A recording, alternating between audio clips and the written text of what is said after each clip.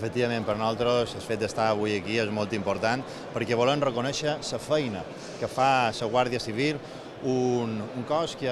està molt pròxim a tots els ciutadans i que des de les institucions, i jo personalment, quan era batlle de Marratxí i ara com a president del govern, vull estar present amb ells, recolzant totes les seves actuacions i sobretot que és una feina que moltes vegades passa absolutament desapercebuda i altres vegades sí que és visible, però que sense els cossos i les forces de seguretat la nostra ciutat no pot gaudir de les condicions de primera instància que tots volem. Per tant, aquesta presència aquí no només és institucional, sinó que també és personal, perquè tots li devem molt precisament a l'esforç que fa la gent de la Guàrdia Civil.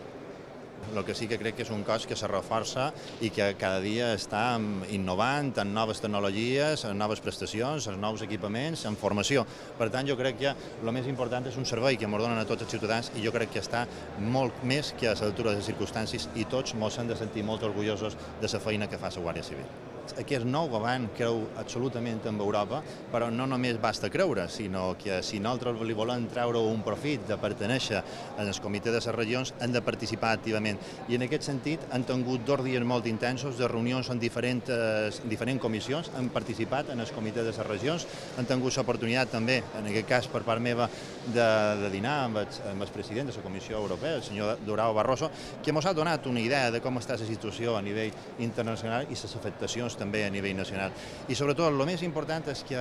van tenir una reunió amb el comissari europeu d'Energia, el senyor Oettinger, de la qual va sortir una cosa absolutament important per nosaltres, per Balears, que se va crear per primera vegada una comissió específica d'energia per Balears, en la qual un grup de tècnics del nostre govern balear se reunirà amb un grup de tècnics també en matèria energètica d'Europa.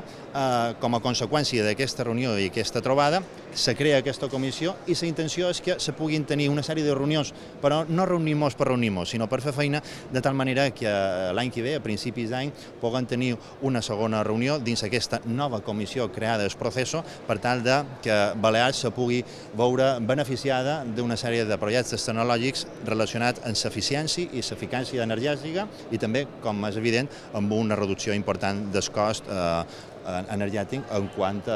a economia productiva se refereix. Per tant, absolutament satisfets i sobretot per fet d'haver aconseguit que se creés aquesta comissió de l'energia específicament destinada a Balears. Miri, jo el que li puc dir és que tota la gent que m'ha acompanyat venia a fer feina. Cap de nosaltres anava de festa, que nosaltres hem estat 2 dies absolutament fent feina precisament pels interessos de Balears. I això és així. Si nosaltres volem treure profit de pertenèixer a Europa, no podem anar de passeig, no podem només anar a figurar, anem a fer feina. I tots i cada una de les persones que m'acompanyaven anem a fer feina. I fruit d'això és el resultat de que en la primera reunió que vam tenir amb el comissari Oettinger vam aconseguir el que mai havia tingut aquesta comunitat, una comissió de l'energia específicament destinada a Balears.